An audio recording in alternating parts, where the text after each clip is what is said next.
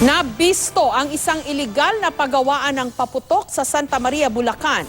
Bukod sa wala itong permit, ilang menor de edad pa ang naaktuhang gumagawa ng paputok. May exclusive report si Marisol Abduraman.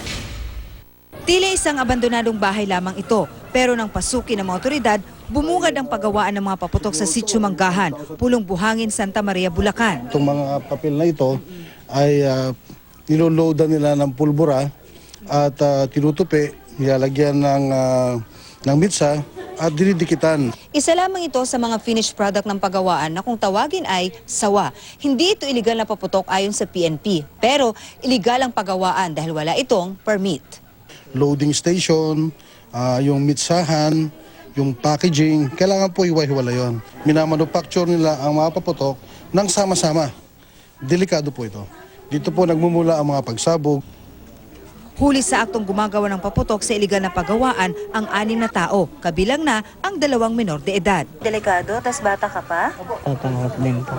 O bakit mo tinulog at natatakot ka? Kailangan po ng pera. Hindi ka ba natatakot magtrabaho dito? Wala silang permit at delikado?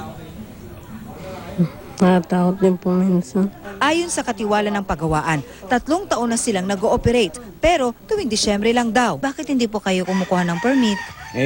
Ito lang po, mga 5,000 lang po puhunan namin. Inuutang pa nung namin. Nang inspeksyonin ang paggawaan, nakita ang mga raw material ng iba't ibang klase ng paputok.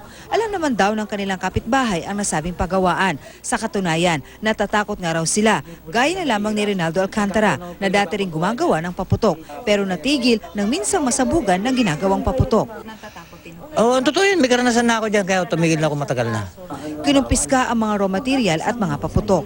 Inaresto naman ang mga manggagawa na nahaharap sa kasong paglabag sa illegal manufacture of firecrackers. Sasampahan din ang nasabing kaso ang may-ari ng paggawaan na mahaharap din sa kasong paglabag sa child abuse.